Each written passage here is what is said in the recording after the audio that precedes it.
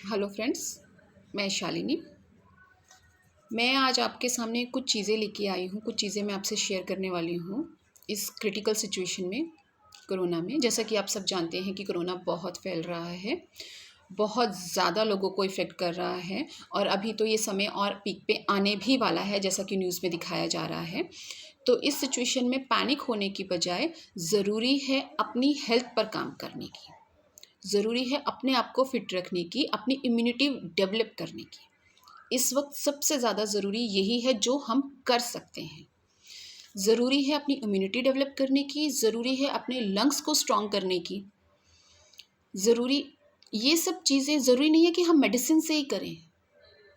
हम इंडिया में रहते हैं जहाँ पे आयुर्वेदा, जहाँ पे इतने पुराने, इतना खजाना है यहाँ पे योग के नाम का, इतनी चीज़ें हैं यहाँ पे इंडिया में जो बाहर की कंट्री ने हमारे देश से ही ली हैं और हम खुद अपने देश में रह के वो सब चीज़ें भूल गए हैं। इस वक्त हमें बाहर नहीं निकलना है, ये सबको पता है। डबल मास्क लगाना है, सोशल डिस्टेंसिंग रखनी है, ये सबको पता है, सब चीज़ें जानते हैं। लेकिन उसके बावजूद कहीं ना कहीं तो गलती हो रही है ना, जो ये सब चीज़ें बढ़ रही हैं। कहीं ना कहीं कुछ तो हम मिस कर रहे हैं ना, जो ये सब चीज़ें बढ़ रही हैं। हाँ, क्या है, मैं थोड़ा सा उस पर बात करूँगी। हम सब चीज़ें फॉलो कर रहे हैं और करनी भी चाहिए, ये हमारी हेल्थ की बात है, हमें करनी भी है। उसके अलावा मैं बात करूँगी यहाँ पे इम्यूनिटी बढ़ाने की। हमें अपनी इम्यूनिटी को बूस्ट करना है।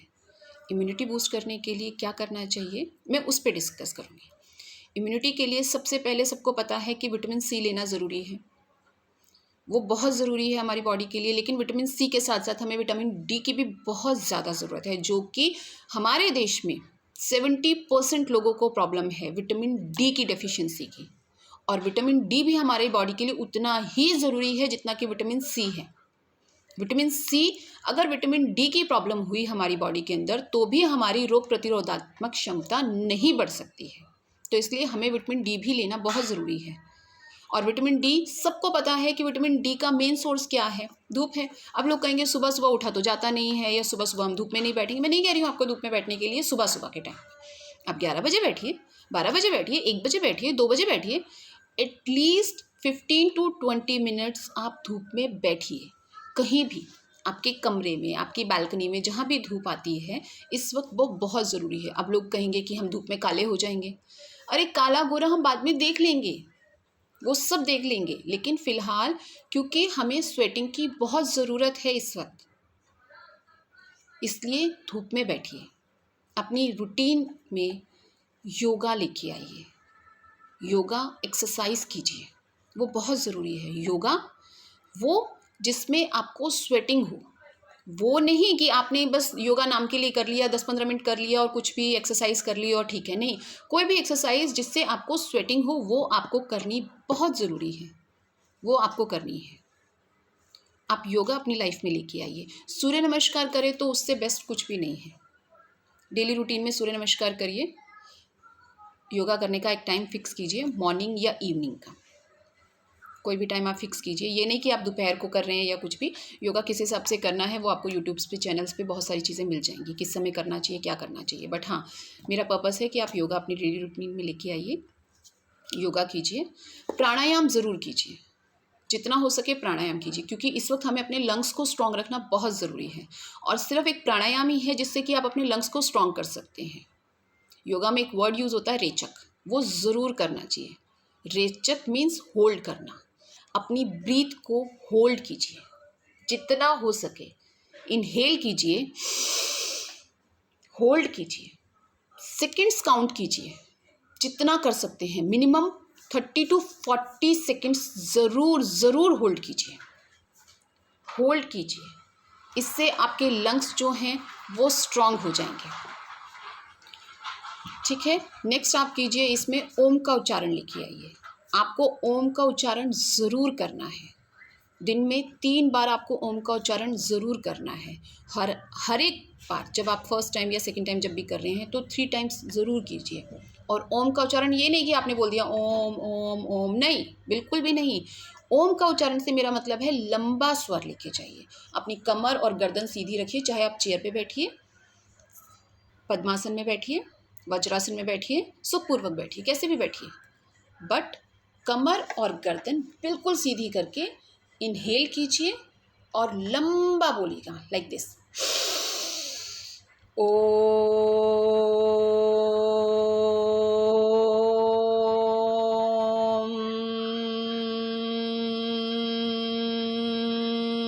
जितना भी लंबा आप लेके जा सकते हैं आप ये लेके जाइए। इससे क्या होगा, इससे आपके लंग्स स्ट्रांग होंगे। क्यों? आप इनहेल कर रहे हैं, एक्सेल कर रहे हैं इस चीज़ में जिसमें आप कर रहे हैं, आप खुद अपने ऊपर इफेक्ट देखेंगे, आपके लंग्स स्ट्रांग होंगे, जो कि प्राणायाम से हो सकते हैं, जो कि ओम के उच्चारण से हो सकते हैं। जैसा कि हम सब जानते हैं कि इस समय पे ऑक्सीजन लेवल लोगों का काफ़ी डाउन जा रहा है, ऑक्सीजन मिलना बहुत मुश्किल हो रहा है, तो क्यों ना हम उस चीज़ पे वर्क करें जिससे कि हमें इस चीज़ की नीड ही ना पड़े। तो ये बहुत ज़रूरी है, हमें इस पे वर्क करना है, हमें अपने लंग्स स्ट्रांग करने हैं। अब आते हैं हम अपनी किचन में। हमारे किचन में बहुत सारी चीज़ें ऐसी हैं जिससे कि हम अपनी इम्यूनिटी को बढ़ा सकते हैं। देखिए, ये सीज़न जो अभी जो समय चल रहा है, इस समय पे ऑलरेडी लोगों की तबीयत बहुत ख़राब हो जाती है, वायरल इन्फेक्शन हो जाता है, फीवर आने लगता है, गले में इन्फेक्शन हो जाता है, कोल्ड कफ की प्रॉब्लम इस वक्त लोगों को, मैक्सिमम कई लोगों को होती है। इस समय पे सीज़न चेंज हो रहा है, सब चीज़ों इसलिए होता है। तो इस समय पे आप ये बिल्कुल मत सोचिए कि अगर मुझे कोल्ड कफ हो गया, मुझे फीवर हो गया तो मुझे कोरोना ही हुआ है, नहीं। 3 दिन देखिए, लेकिन अगर आपको ये चीज़ें हो गई हैं तो डेफिनेटली आपको प्रिकॉशन लेना भी चाहिए। इसीलिए जब भी कोल्ड कफ हो, ये नॉर्मल कोल्ड कफ में भी और ये नॉर्मल रूटीन में भी आप लेके आइए। कोल्ड कफ में सबसे बेटर होता है, सबसे ज़्यादा ज़रूरी होता है अदरक, काली मिर्च, तुलसी। ये बहुत बहुत ज़रूरी होता है ये चीज़ें। ये चीज़ों से आप कफ को ख़त्म करने के लिए यूज़ किया जाता है। ये हमारी दादी नानी के नुस्खे हैं जो हमेशा से चले आ रहे हैं। अगर आपको खांसी बहुत ज़्यादा है तो आप अदरक का रस लीजिए, उसमें ओरिजिनल शहद मिक्स कीजिए। अदरक का रस लेके 1 चम्मच में उसे हल्का सा गुनगुना कीजिए और उसमें थोड़ा सा शहद मिला दीजिए और उसको लेने से आप देखिएगा आपकी खांसी में बहुत इफेक्ट होगा। दिन में 2 या 3 बार आप ये ले लीजिए, आपकी खांसी में इफेक्ट हो जाएगा। और नॉट इवन दैट, अगर कोरोना में भी कईयों को खांसी होती है तो आप ये यूज़ कर सकते हैं। ये बहुत बहुत कारगर है, यकीन मानिए बहुत कारगर है। उस पे आते हैं हम, नेक्स्ट आते हैं हम विटामिन सी पे। इस वक्त मार्केट में संतरे नहीं मिल रहे हैं, जैसा कि आप सब जानते हैं। विटामिन सी का सबसे मेन सोर्स लोग बोलते हैं कि संतरा लेना चाहिए, ऑरेंजेस खाने चाहिए। तो अगर वो चीज़ नहीं मिल रही है, आप नींबू ले सकते हैं। नींबू नहीं मिल रहा है तो आप आंवला यूज़ कर सकते हैं, आप आंवला लीजिए, उसमें तो बहुत सारी चीज़ें हैं। इस वक्त आप तुलसी का रस यूज़ कर सकते हैं। अगर वो नहीं मिलता है तो अगर आपके घर में तुलसी का पौधा है तो 10 पत्ते तुलसी के लेके उसे 1 कप पानी में बॉईल कीजिए और जब वो आधा रह जाए तो उसको छान कर 2-2 चम्मच घर में सभी को दीजिए। बहुत इफ़ेक्टिव है, तुलसी में बहुत गुण हैं और आप सब जानते हैं कि इंडिया में तुलसी को पूजा जाता है, उसमें बहुत फ़ायदे हैं, बहुत फ़ायदेमंद है। आप ये कर सकते हैं। उसके अलावा सब लोग, जैसे अब पता ही है आप सबको कि हल्दी वाला दूध पीना चाहिए, काढ़ा पीना चाहिए। देखिए, काढ़ा आप किसी कंपनी का भी ले सकते हैं, कोई आयुर्वेद कंपनी का भी ले सकते हैं, पतंजलि का भी। मैं किसी कंपनी को यहाँ रिप्रेजेंट नहीं कर रही हूँ, ठीक है। मैं सिर्फ एक नॉर्मल चीज़ बता रही हूँ कि आप काढ़ा यूज़ कर सकते हैं। अगर आप मार्केट में नहीं जा रहे हैं, आप ये सब चीज़ें नहीं ले सकते हैं, तो घर में भी आपके घर चीज़ें हैं, किचन में आपकी इतनी सारी चीज़ें, आप काढ़ा बनाइए। नहीं भी होंगी ज़्यादा चीज़ें, बहुत कुछ डलता है काढ़े में, मैं कहती हूँ बहुत कुछ नहीं भी डाल सकते हैं। तो अदरक, काली मिर्च, दालचीनी, ये चीज़ें, मुलेठी, तुलसी, इन सबको कूट कर 1 गिलास पानी में बॉईल करके छान कर हल्का गुनगुना होने पर थोड़ा सा शहद मिला दीजिए, ओरिजिनल शहद मिला दीजिए, आप इसे इंटेक कीजिए। बहुत फ़ायदेमंद है, बहुत फ़ायदेमंद है। सबको पता है कि कोरोना काल में क्या होता है, कफ बढ़ जाता है, प्रॉब्लम होती है, खांसी होने लगती है। स्टीम लीजिए, काढ़ा लीजिए, गुनगुने पानी से गरारे कीजिए। कितनी कारगर चीज़ें हैं आपके पास। ज़रूरी थोड़ी है कि परेशानी आ जाएगी उसके बाद ही हमें कोई चीज़ इस्तेमाल करनी है। ये तो डेली रूटीन में लेके आइए आप। ये जो हम आज अपने बारे में सोच रहे हैं, ये हमें पहले से ही चीज़ें यूज़ करनी चाहिए थी, पर ठीक है, देर आए दुरुस्त आए, कोई बात नहीं, अब स्टार्ट करेंगे। ये ज़रूरी है हमारी डेली रूटीन में। इसके अलावा मैं एक चीज़ और ऐड करूँगी इसमें, आप एक चूरन बना सकते हैं, जो कि मैंने भी बनाया हुआ है अपने घर में, और no doubt not even that मैं इस कोरोना काल में मैं बहुत पहले से इसको यूज़ करती आ रही हूँ और बहुत फ़ायदेमंद है ये। आप एक बार बना के ट्राई करके देखिएगा। काली मिर्च, सौंफ और अजवाइन, ये 3 चीज़ें। आप सबको पता है काली मिर्च कोल्ड कफ के लिए कितना अच्छा होता है। सौंफ ठंडी होती है, उसकी तासीर, उसके भी बेनिफिट आपको मिल जाएंगे, यूट्यूब पे देखेंगे आपको इजीली अवेलेबल हो जाएंगे। अजवाइन ओबेसिटी के लिए, गैस्ट्रिक इश्यूज़ के लिए कितना फ़ायदेमंद है, ये भी आप सब चीज़ें जानते हैं। ये तीनों चीज़ें, जिसमें से अजवाइन और सौंफ जो है वो अगर आप 100 ग्राम ले रहे हैं तो काली मिर्च उसका हाफ मतलब 50 ग्राम लीजिए। इन तीनों को मिक्स करके पीस लीजिए। पीस के उससे एक कांच के बर्तन में रख लीजिए। देखिए मैंने इस तरीके से रखा हुआ है, ये देखिए। ये चूर्ण आप बना के रख लीजिए अपने घर में। किसी भी तरह के आपको गैस्ट्रिक इश्यूज़ होते हैं या कभी कोई प्रॉब्लम होती है तो आप गुनगुने पानी से 1 चम्मच इसे ले लीजिए। मुँह में चम्मच लेके मुँह में रखिए और गुनगुने पानी से इसे इंटेक कर लीजिए। अगर आप सुबह के टाइम खाली पेट ये लेते हैं तो आपको मैं बता नहीं सकती इसके कितने फ़ायदे हैं। मैंने आपको बोला आप अलग अलग करके इसको यूट्यूब पे आप देख सकते हैं कि ये कितना बेनिफिशियल होगा। आप ये ले सकते हैं। उसके अलावा मैंने आपको बता ही दिया है कि प्राणायाम वगैरह कितना ज़रूरी है, वो चीज़ें भी मैंने आपको बता दी हैं। विटामिन सी, विटामिन डी भी मैंने आपको बता दिया है डेली रूटीन में। अच्छा एक चीज़ और है, अगर किसी को थकावट हो रही है, किसी को वीकनेस लग रही है, तो आप सौंठ का इस्तेमाल कीजिए।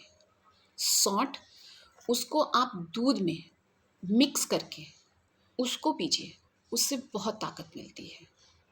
अगर किसी के घर के आसपास गाय है, गौशाला है, तो गाय का दूध पीजिए, गाय का दूध यूज़ कीजिए। बच्चों को गाय का दूध, कच्ची हल्दी वाला दूध, गाय के दूध बहुत ताकत देता है, वो इम्यूनिटी बहुत बूस्ट करता है।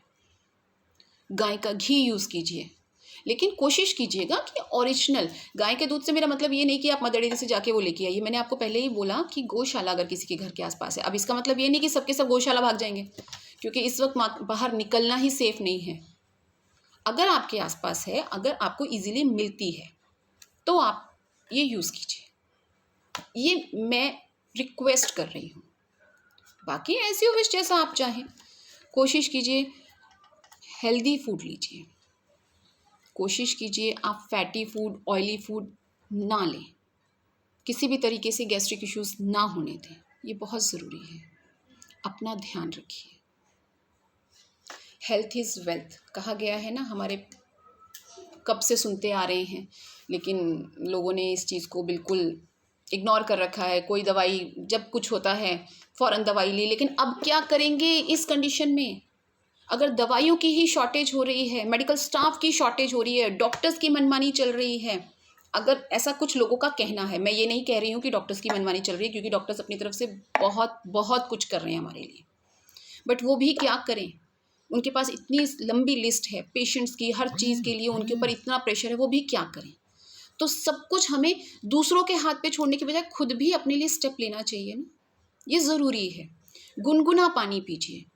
मोस्ट इम्पॉर्टेंट थिंग, पानी ज़्यादा से ज़्यादा पीजिए। जितना पानी आप इंटेक कर सकते हैं आप पानी पीजिए। बैठ कर, खड़े होकर नहीं, बैठ कर जितना पानी आप पी सकते हैं आप पानी पीजिए, ये बहुत ज़रूरी है। नारियल पानी मिल जाता है तो वेल एंड गुड है, नहीं मिलता है तो इट्स ओके, कोई प्रॉब्लम नहीं है। ओआरएस का घोल ले लीजिए, ओआरएस का घोल पीजिए। नमक चीनी की अपने अंदर कमी बिल्कुल मत होने देना। पानी इंटेक कीजिए, ठंडा पानी नहीं, गुनगुना पानी। एटलीस्ट दिन में 2 बार गुनगुना पानी ज़रूर पीजिए। और जितना हो सके, प्यास ना भी हो तो बॉटल अपने पास रख लीजिए कि ये बॉटल मुझे एटलीस्ट 2 से 3 ख़त्म करनी है। एकदम से नहीं स्टार्ट कीजिए, थोड़ा थोड़ा करके बढ़ाइए। एक्सरसाइज कीजिए, ये बहुत ज़रूरी है। इम्यूनिटी को अपनी बूस्ट कीजिए।